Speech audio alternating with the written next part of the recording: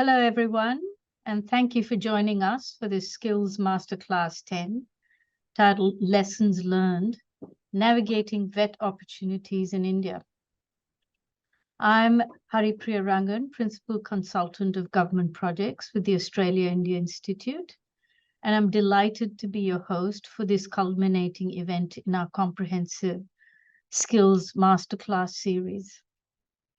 I'm speaking to you from the lands of the Wurundjeri people of the Kulin Nations, and I pay my respect to the elders past, present, and emerging. I'd also like to acknowledge the Indigenous elders of the lands from where all our other participants are speaking. I'd like to now introduce Kim Holthouse, Director of International Vocational Education and Training from the Department of Employment and Workplace Relations, to share a few opening remarks. Over to you, Kim. Thanks very much, Priya. And thank you to the Australia-India Institute and to everybody who has contributed to all of these masterclass sessions throughout this series. As I've said before, the information and insights that have been shared in this series are just a really invaluable resource, not only for providers, but also for government officials like myself and my team, as we're trying to understand the landscape for collaborating on skills in India. I've just come back actually from India last week, where I attended the Australia-India Education and Skills Council meeting and had lots of other conversations that just really highlighted the strong interest in collaboration with Australian vet providers in India at the moment. So congratulations on this series. Department of Employment and Workplace Relations really values this work, and I look forward to hearing more from the panelists today. Thank you. Thank you, Kim. We really appreciate you coming and participating and giving us our words of encouragement. So before we jump into today's masterclass and introduce our speakers, I'd like to briefly revisit our Skills Masterclass series. Since February, we've hosted 10 masterclasses, each with a clear goal: enhancing the participation of Australian vet providers in India's skill system.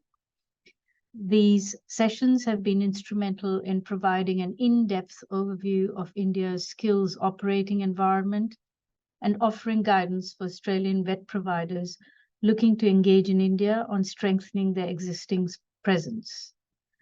The first 5 masterclasses, delivered by the National Institute of Educational Planning and Administration, NEPA, delved into critical skill topics such as policy reform, the regulatory framework governing India's skill system, ecosystem, skill development programs, and curriculum. Masterclasses 6 to 9, led by the Australia-India Institute, featured speakers from key organizations, including the Australian High Commission, Austrade, and TAFE providers, providing valuable insights, which we will summarize in today's masterclass. The wealth of knowledge shared through these sessions will undoubtedly serve as a valuable asset for Australian vet providers seeking to engage with India for years to come. Now, to today's masterclass, covering cultural diplomacy, success stories, niche industry opportunities, and transnational skills training models. This session will bring together the key takeaways from masterclasses 6 to 9. There will be time for an audience Q&A following today's presentations. Please enter your questions using the Q&A function. I'd like to first introduce our first speaker, Dr. Surjit Dhanji. Surjit is the Director of Cultural Diplomacy at the Australia-India Institute and a postdoctoral honorary fellow at the Asia Institute, University of Melbourne. Her research focuses on the Indian diaspora and Immigration in Australia. Sujit will provide a synthesis of Masterclass 6, which offered insights into the cultural intricacies that paved the way to success in India's skills market. Over to you, Sujit.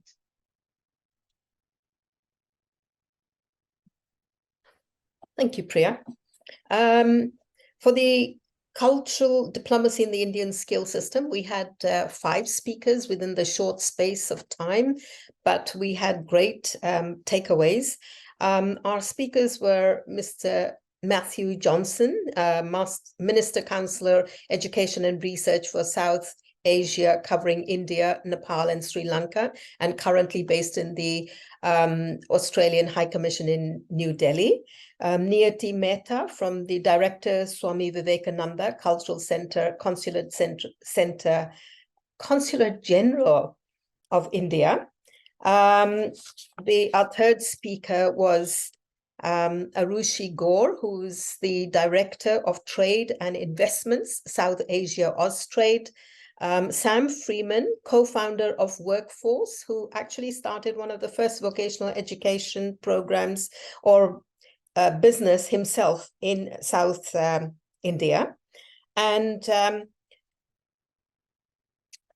Biju Kanupurat, founder and managing director of HCI Australia, who is based both in India and in Australia. So their insights were very useful. For Matthew Johnson, he outlined that the skills ecosystem in India, like higher education, is changing rapidly. But the development of the skill system is not the same at the same stage as higher education. That said, it is evolving quickly and seeking to make up lost time, which means there are more system similarities between the two countries today than ever before, making partnerships possible. But the language, ambition, and approach to getting there are not the same. And this requires flexibility and creativity to find mutually beneficial collaboration models.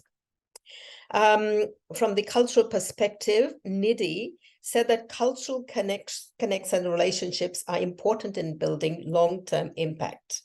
Understanding cultural nuances gives the added advantage of culture. And this is unique and an extremely powerful enabler. So there is hope that the two countries will continue to build more bridges. We saw this so much better during the Diwali festival that has just been concluded. Arushi from Austrade highlights that skilling is the need of the hour. And so when the two countries are trying to solve skilling, they must invest in building trust and cementing relationships with the Indian customers. Obviously, the thinking needs and the thinking aspects of the two countries are different as well. Sam, who has experience on the ground, he summed it up in 3 words: analyze, focus, and act. Having been a long-term entrepreneur plus a trainer, he said he learned from his mistakes in the vet ecosystem in India. And Biju, who is in the health sector, wants to go in for the long haul, because building brand awareness and credibility in new markets like India, even though he is of Indian background, he says requires a lot of effort and persistence, because things work differently in the two continents. And you have to be consistent over a longer period of time in India. So it's not a quick, you can't just enter the market and expect results to turn around and you see something to take away. But you really have to be there for the long haul. And that's all from me, Priya.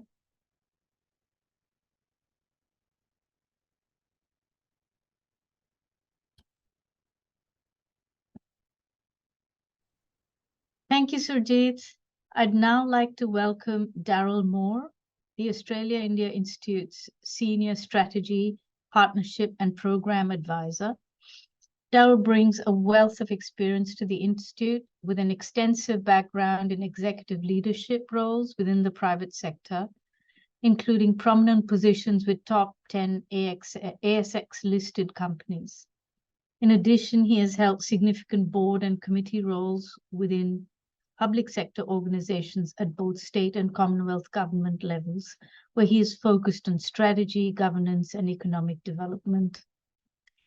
Darryl's area of interest span public policy, international relations, trade, investment, and economic advancement. Darryl will provide some key takeaways from Skills Masterclass 7, which explored success stories and challenges of Australian vet providers venturing into India's skills ecosystem. Over to you, Darryl. Thank you, Priya, and hello to everybody watching us online. Delighted to share some insights from some very specific case study examples that we walked through in Masterclass 7. Perhaps just by way of setting context and background for those case studies, our research covered and looked at a number of public and private vet providers across a number of states of Australia. And interestingly, we found that the vet sector had been engaging as far back as the last 15 years, and two of our case studies, in fact, were at least 10 years in the making. We also heard from a vet provider that had only just in the last 12 months started to establish a presence in India, and they were able to provide some terrific insights, which I'll share shortly. As we explored the models via this case study approach, a number of different education models came to light. There was the, I guess, more traditional train-the-trainer model being provided, as well as some very direct worker training based on industry-specific needs or specific project needs. And finally, we also saw some industry-backed and funded training that really helped transnational education providers establish a footprint in India. We had 4 speakers in our masterclass. A representative from Austrade shared some insights in relation to the Future Skills Initiative and how that was tracking. We then also heard from 3 specific TAFE organisations, Holmes Glen TAFE, Bendigo Kangan Institute and their Automotive Centre of Excellence, and also BSI Learning from New South Wales. I might just ask the slides to transition now. So we've broken the insights into 2 key areas today to share. One is key themes and one is key learnings. Initially, if I touch on the key themes that each of our case study participants teased out during their presentations. The first and perhaps most critical is people-to-people links. And not only is that around relationship building, but it covers the whole ecosystem of jobs and skills provision. So it included building links at a government level, industry level, corporate, and also the education sector. And that was felt as probably the most prominent and critical theme right across the case studies. Secondly, we heard that investing time was vital because time enabled thorough due diligence, the building of trust that Sajit mentioned in her summary just before, and an acknowledgement that time is required to establish really useful memorandum of undertaking or understanding. And sometimes they may take months, but they also may take years. And that was the reality that was shared via our case studies in the spotlight. Thirdly, geographic variances were seen as a critical element to understand when providing transnational education, because geographic variance across a nation as vast as India threw out a number of interesting factors, both from an industry specialisation perspective, but also a culture, language, workforce need perspective. So being quite diligent in understanding those variances was a critical theme that emerged. The fourth element that was seen as important was setting clear standards and boundaries when setting up in India to provide vocational education and training. Elements and standards around quality, language proficiency, and building really robust financial models were seen as vitally important. It's with those foundations and standards that a sustainable business model can be built, which leads nicely into our fifth theme of building enduring partnerships. Clearly, that's linked also to the people and people element I spoke about earlier. But partnerships can take many forms, both from an industry perspective, a project-specific approach, but also an acknowledgement that government and government agencies can provide a key partnership role in building sustainable outcomes when providing education overseas. The final point on themes is to understand that there's quite a number of sectors that Indian policy and educational and skills needs are developing in.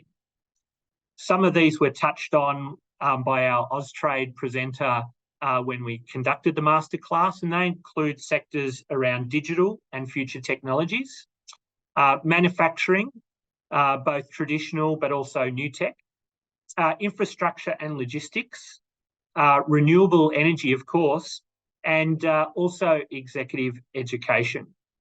So having established these themes from our case study presenters, there was a series of learnings, and I'll just ask for the next slide to be brought up, please. I thought we could best summarise the case study 7 across these 5 learning areas. First, came out quite strongly was getting and spending the time to get the transnational education model right.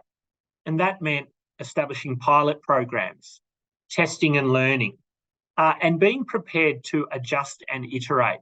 And several of our speakers on the Case Study Insights Masterclass were really clear about the fact that you had to learn as you go, plan well, but be prepared to adjust and iterate.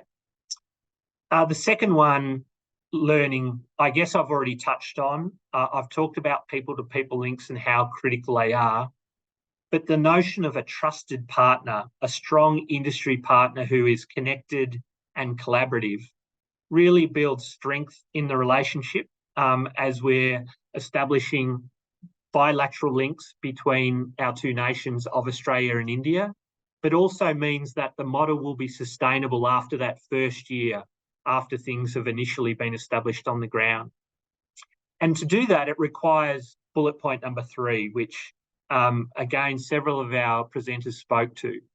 There's a need for good governance and good communication channels with transnational partners.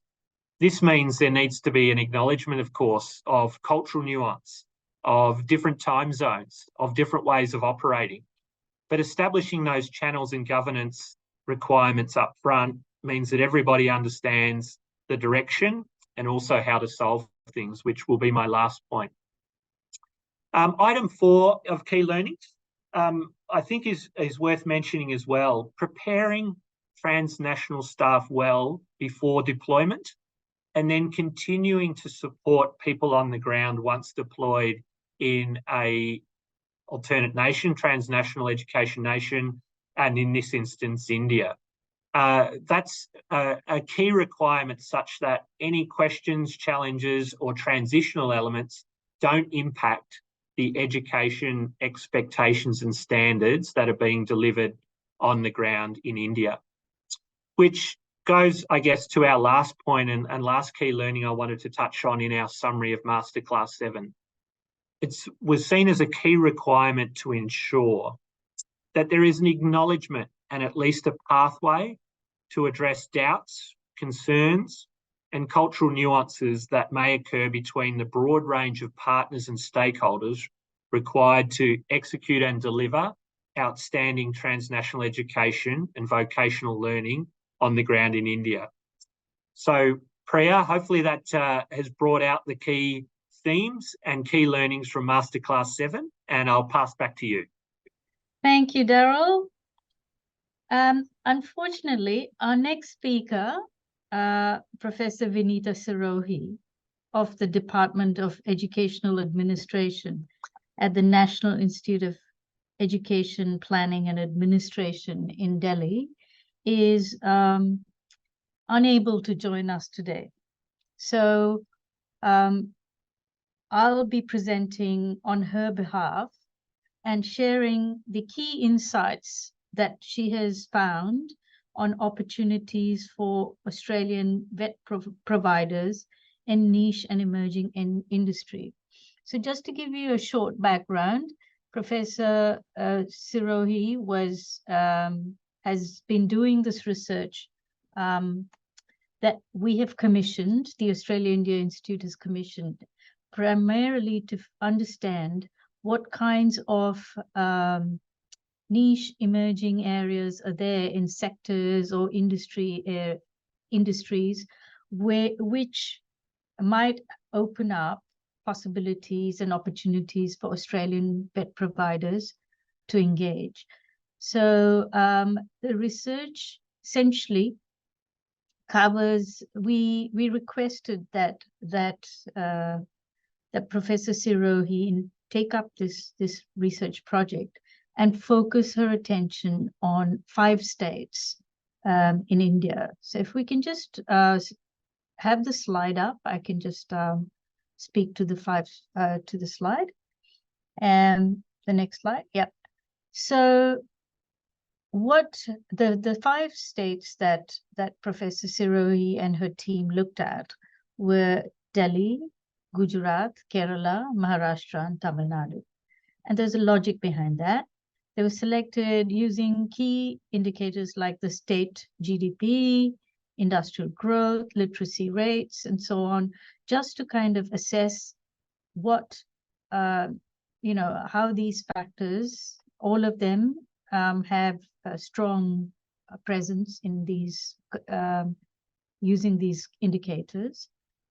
Gujarat and Tamil Nadu are and Maharashtra are pretty strong in manufacturing and services sectors, Kerala in healthcare and other services, Delhi in a whole range of IT and other related services. So we looked at these areas. Her team interviewed people, representatives of the skill sector councils, government agencies in each of these states. They interviewed industry employers. They interviewed some of the employees and some of the potential trainees of what they wanted and what they look forward to in terms of training in these sectors. And the key thing, the main important thing was that the research focused on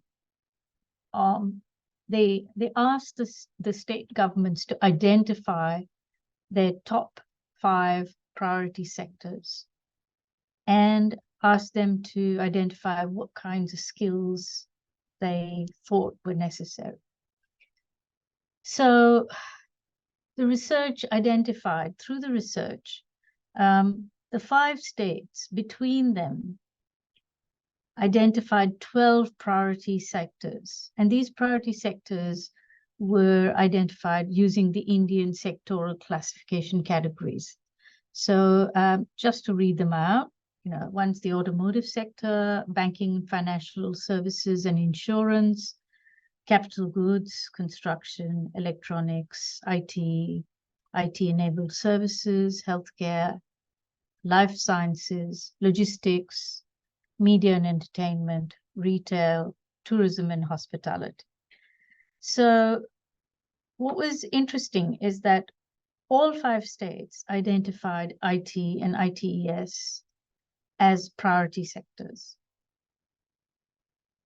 Then what followed was electronics, and then tourism and hospitality, and then all the others. I mean, there was healthcare, capital goods and logistics and retail, which 2 states identified, and the remaining sectoral categories was just by 1 state each. Now, following on from what Daryl pointed out, it's very clear that that, you know, there are geographic variances. These 5 states, in these 5 states, 2 of them in Western India, 2 in Southern India, one the capital, around the capital, that there's quite a difference in terms of the industries that are present in these places, and the ones that they consider as important. And as he identified digital and future technologies, essentially what you see is that IT and ITES is clearly very, very important one. And the skills demands cut across some of these different categories, sectoral categories, because in one way or the other, they all seem to relate to the technological advances in IT and ITES and in manufacturing, new manufacturing, electronics. So one of the ways in which the researchers identified this was by looking at all the job roles that the employers and also the Skills Sector Council, government agencies identified as you know, being in demand or needing, you know, better training. And all of them related, you know, many of them related to this kind of, the job roles were all kind of somehow tied to the advances in the ITES. So clearly the digital technologies cut across many of these sectors, and that was something that came out from the research. So one of the things that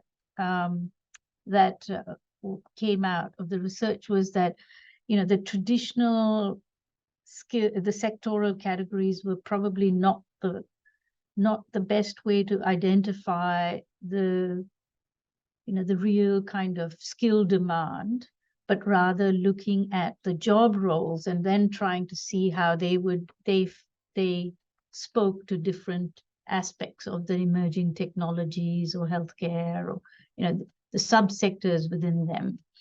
So that was an interesting finding.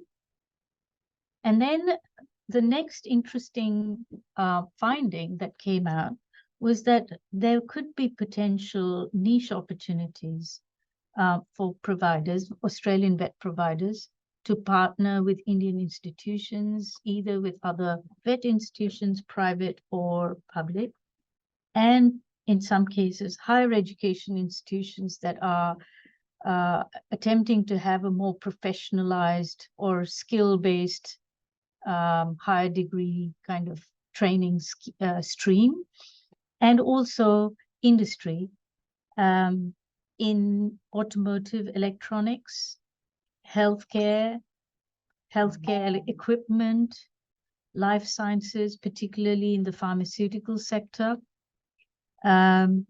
augmented reality, virtual reality technologies for media, and interestingly, hospitality and ecotourism. One of the interesting findings was that in some states, which were trying to promote tourism, especially sort of for international visitors, coastal areas, one job role they identified was guides, lifeguards, so clearly related to coastal beach related activities, snorkeling and things like that. So that was an interesting one. In hospitality, I think people have probably seen Australian, you know, the MasterChef series, and very popular in India. And I think they identified culinary artistry, or, you know, serving skills as one of the desired areas of training, which should obviously appeal to an international or higher end kind of hospitality market and training. So there was that. But broadly speaking, again, following on from some of the findings and discussions of case studies that Daryl presented,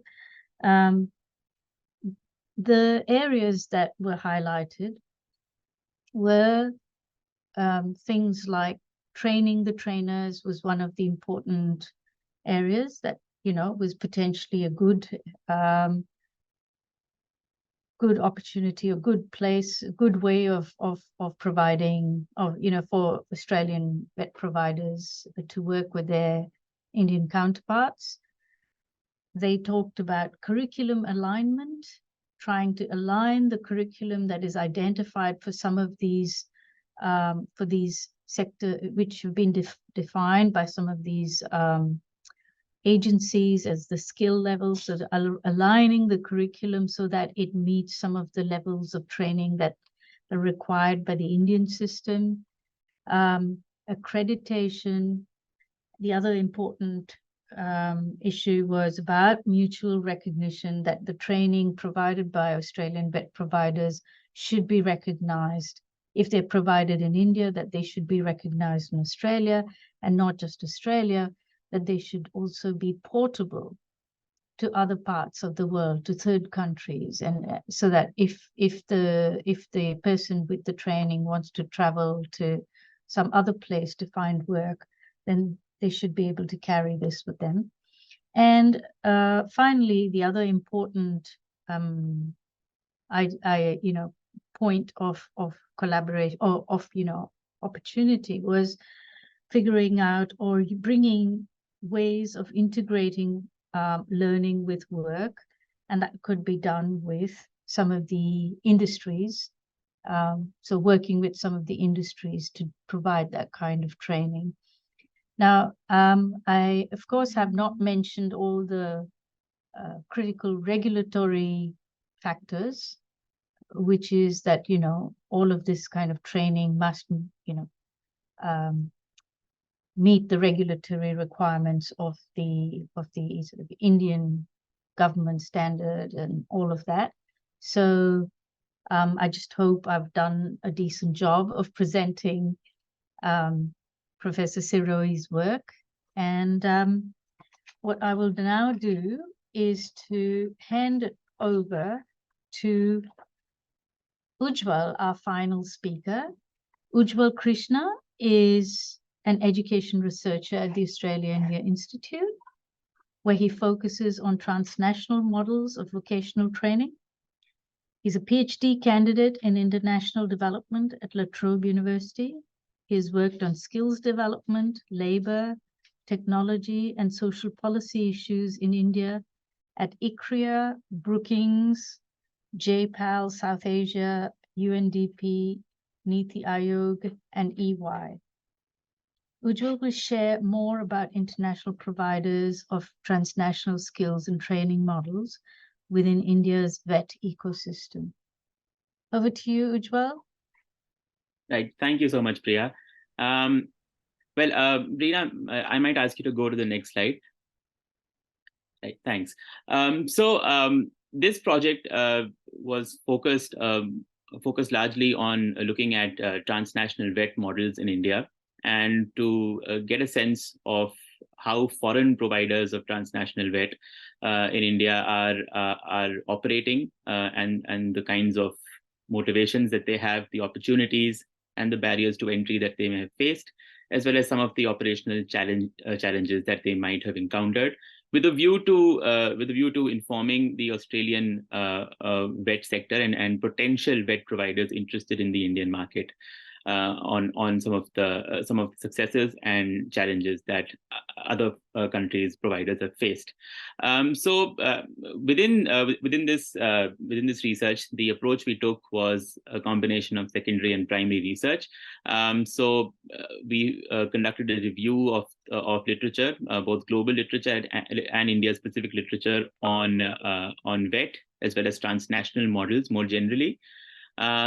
And combined with this, some of the gaps identified in the literature were triangulated through interviews that were conducted with government as well as private entities in India. So, for instance, India's National Skill Development Corporation, NSDC International, UNDP, the British Council, the All India Council for Technical Education, as well as private vet providers in India, and academics who have been involved with vet degree programs being offered by various Indian universities.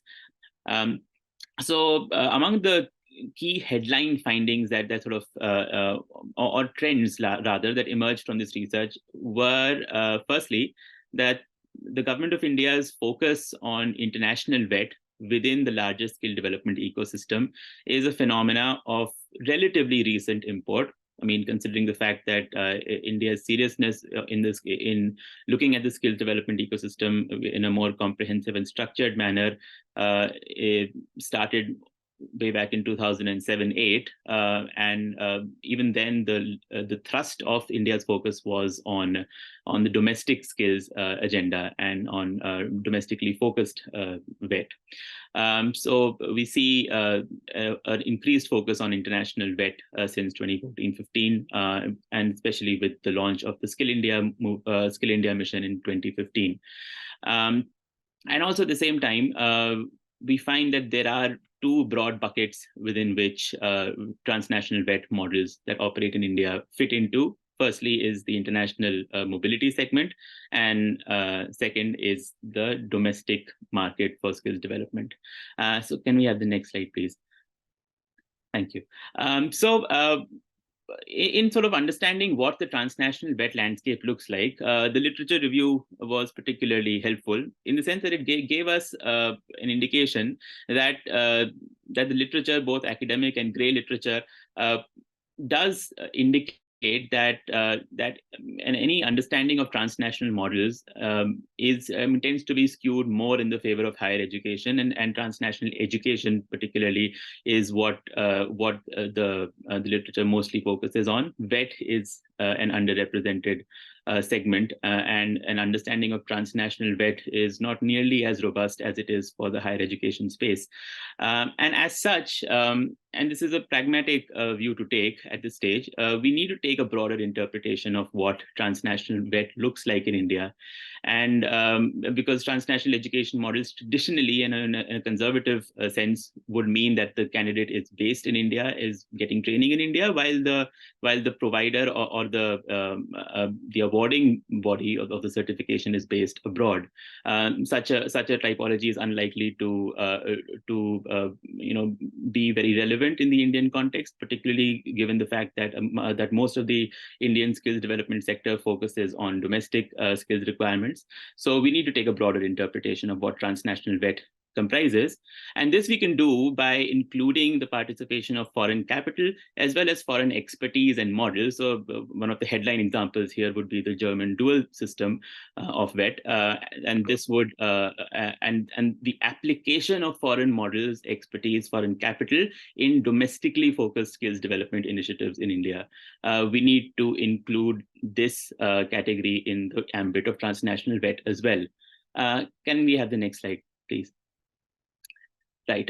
So we also need to get a sense of what the key initiatives and thrust areas in policy as well as programming side are from the perspective of the government of India. And thankfully, there are many green shoots in this direction. And as I mentioned, many of these are have been sort of looked at by the government in a more structured way since 2014-15. So the first bucket, so to speak, of initiatives are transnational skills standards and the creation of transnational skills standards at, generally speaking, a bilateral level.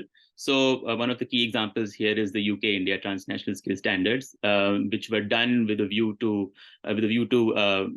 opening up opportunities for Indian skilled workers in the Gulf in Gulf countries. And since most GCC countries recognize UK certification and vet standards, this is largely a pragmatic view to take in the sense that the Gulf is one of the largest markets where skilled mobility from India takes place.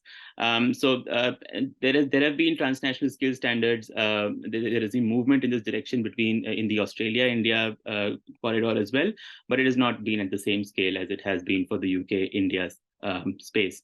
Then another key development is the creation of NSDC International, which is essentially a platform that is aimed at aimed at enabling international workforce mobility.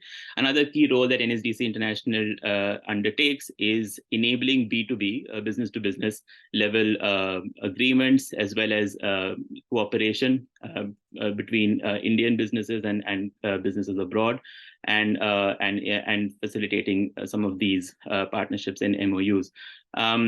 And another at the policy level, with the 2020 National Education Policy and its thrust on the desirability of integrating VET with higher education offerings in India and higher education programs in India, we can see that there is a great deal of scope for integrating VET with mainstream education programs, be they technical or be they programs such as BVOC, which is the Bachelor of Vocational Studies program. Can we have the next slide, please, Preena? Thank you. So what we see among the various VET models that are operational in India, again, this sort of aligns back to the two broad buckets, the international mobility focused models, as well as the domestic market focused models. So within the international mobility space, you see that there are various models where bilateral donors have supported efforts of the private sector, and these can take the form of the India-Japan Technical Intern Training Program, as well as some programs between Germany and India, such as iMove, which enables Indian skilled workers to join in Germany's apprenticeship program and enter that system through the migration route. And at the same time, there are also purely market-led models. So NSDC International is supporting some of these through the recruitment agent model, where recruitment agencies reach out to NSDC International to help broker some of those relationships and go through the purely market-led, profit-led route. In the domestically focused market, again, there is a combination of bilateral donor and government-supported models. But at the same time, in the market segment, there are various private sector-led models, but also within this space, we see the participation of philanthropic capital and CSR, corporate social responsibility funds, in enabling some of these domestically focused models, which have a considerable foreign VET model component. And we see that local adaptation happens at varying degrees depending on the purpose of the training initiative. And you see a fascinating examples of the degree to which curriculum has been adapted to the local context, to cultural specificities, which Surjit and Daryl both talked about, and training of trainers, those programs which take into account many of these cultural factors as well. Can I have the next slide, please? Right. So we move to the findings, and I'll keep this fairly brief. First is that there needs to be a greater comfort, both from the side of the government as well as from the side of private providers, with pursuing transnational VET models, not simply in the mobility space, but also in the domestic market. And here, I mean, a relatively broad and liberal interpretation of transnational VET is useful, because we are not simply talking about rigid systems in which you have awarding bodies based in a foreign country and candidates based in India. You can have purely the transfer of foreign models and come up with interesting and creative solutions to address India's huge domestic demand for skills development. So that is both of these should be considered. From the government's perspective, the mobility segment is important to focus on, primarily because, I mean, there could be some hesitation in presenting transnational VET options as purely aimed at a migration, with the migration point of view. This hesitation is rapidly decreasing, and which is a good sign, and hopefully the mobility segment continues to be treated as a serious option. The other is working with the grain. Now, with this, I mean understanding that at a cultural level, and in India, higher education is considered to be more aspirational than VET. And it may be useful to consider models where VET components are built into higher education offerings, higher education programs. And in that sense, rather than viewing opportunities to pursue only VET-only degrees, which in the Indian market itself has seen patchy uptake, a more interesting and a more viable solution maybe to work in VET components into higher education and technical education degrees. And acknowledging the fact that there are significant price sensitivities, not simply at the level of testing costs for foreign certification and foreign foreign credits, but also for tuition fees. So even in the case of VET degree programs or higher education degree programs with the VET component, tuition fees can be very high, and forging partnerships with Indian institutions with a view to reducing some of those high costs maybe something to be kept in mind when viewing some of these opportunities in the transnational VET space in India. I'll stop there. Yeah, thank you.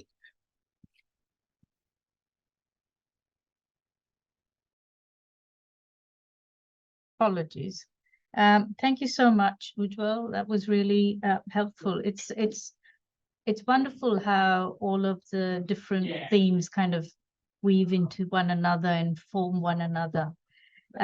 So I was just thinking that there's an interesting question that comes up even with, I think even in other countries, even in Australia. I think there's a tendency to see if there are sort of pathways from VET into higher education. So I'm just wondering whether there are actually ideas and models of that sort that you think have potential in the Indian context, Ujjwal? I was wondering. Yeah, thanks, Priya. That's a good question, and we sort of need to look for some of those models. So one prominent example that I can think of off the top of my head is in the hospitality and hotel management space. So you've had examples of India-UK joint degrees, where there's been a model with the joint BSc program offered by an Indian private higher education institution and with the UK university, which used to be a polytechnic, but as you know that over a period of time, many polytechnics have been converted to universities in the UK through Royal Charter. So this model exists, and it is, and as I mentioned, that price sensitivities are an issue here. So while the price point at which this degree was offered, this joint degree was offered, was relatively higher, it was nowhere near as high as a purely foreign degree sort of model. So I mean, these are some of the green shoots that there are, and this needs to be replicated across a range of sectors, and with a view to integrating a VET element in a higher education degree, which is the approach that this initiative also took. Thanks. I was just wondering, Daryl, was there any indication amongst the case study presenters in about any sort of attempt to develop online components, combine online and sort of training, place-based training? Yeah, thank you, Priya, for that question. Certainly the way education is delivered can be varied. Obviously, the COVID period taught us to do a lot of learning from our own houses and dwellings. But more recently, I've observed a number of VET models where the theoretical component is often delivered remotely or as a self-paced mechanism. And then the practical elements of VET learning, the more workshop hands-on components are delivered on site. So certainly the case studies we looked at, we're starting to see blended modes delivered, which obviously helps with the capital costs of setting up some of these programs, particularly when you consider the transnational and diversity of location that exists in a country like India. So yeah, thank you for the question. I see we've got a question in the Q&A box too, Yeah. so I'll pass that back to you. Thank you. Thanks, Daryl. I'm just going to read out the question from Kala Philip.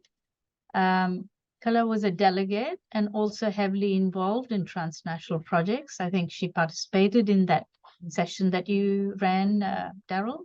How does India want to work with Australian vet providers interested in helping the middle class segment that cannot afford higher education or global mobility, but wants a benchmarked qualification for a better job in India? That's a really, really good question.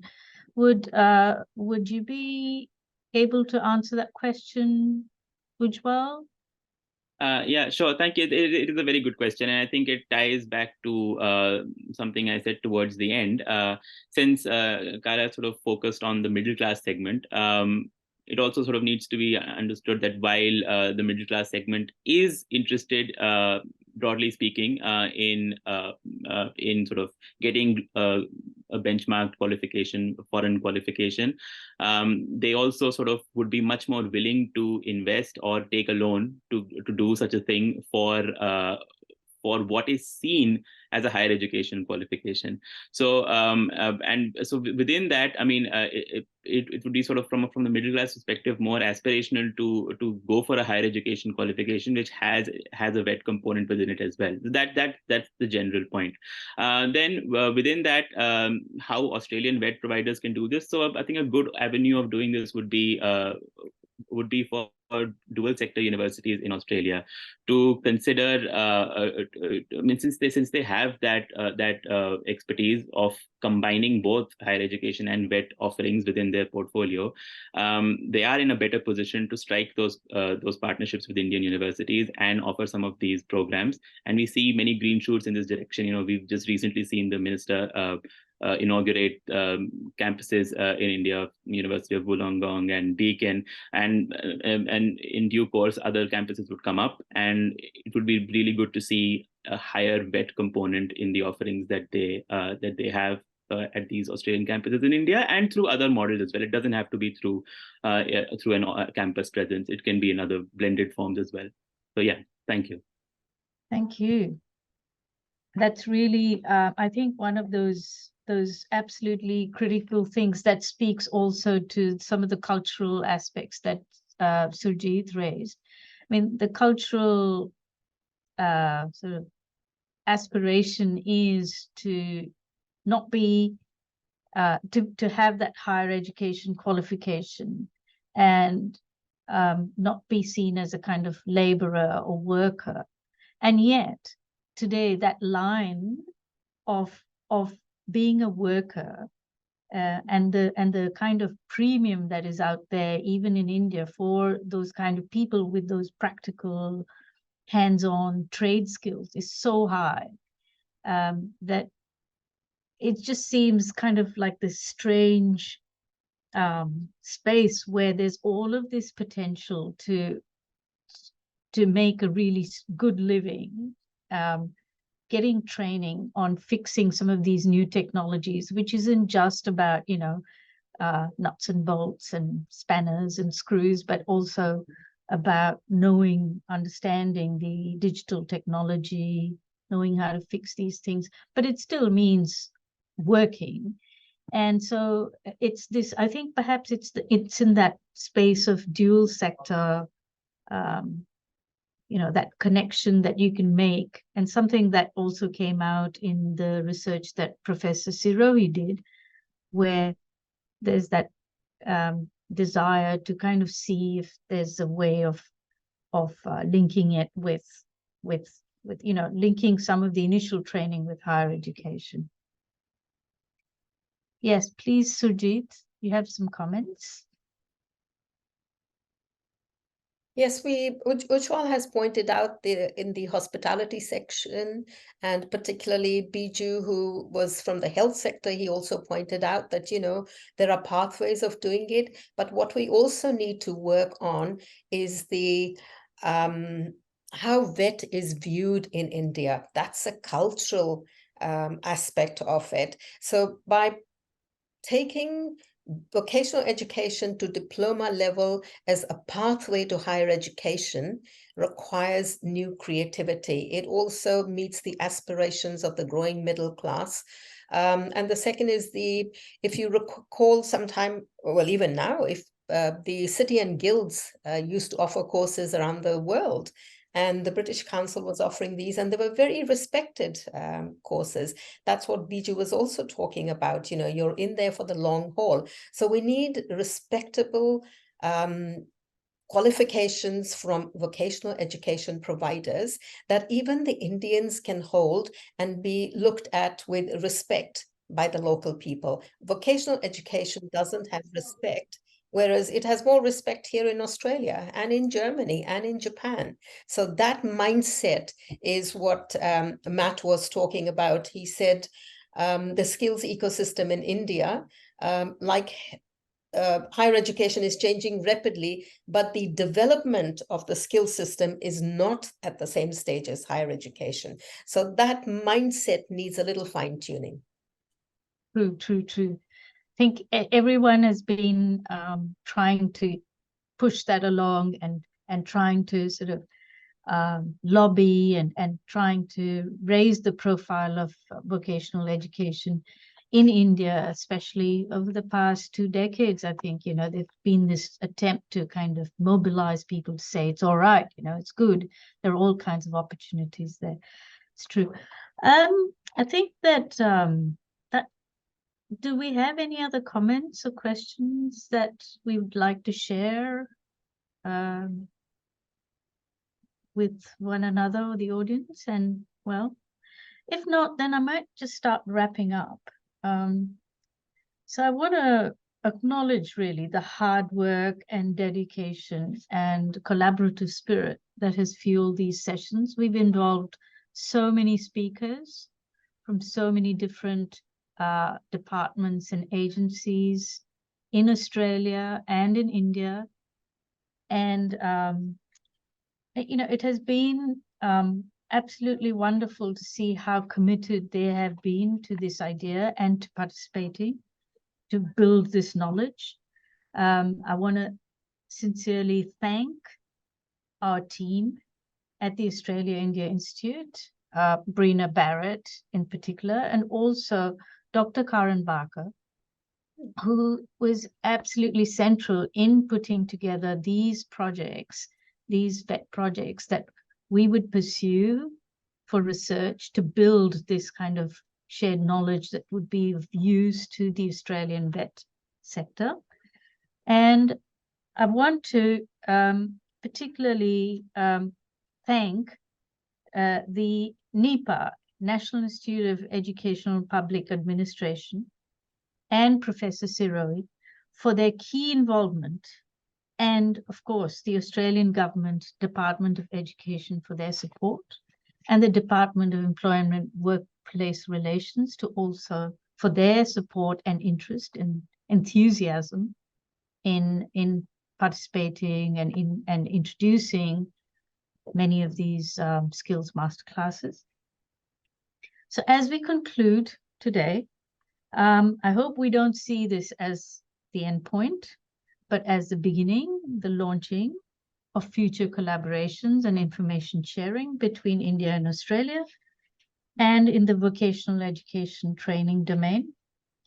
For anyone who may have missed any of the sessions or they want to see and revisit this valuable content, you'll be able to find these webinar recordings on the Australia-India Institute website. So I thank you all and wish you a very, very pleasant day.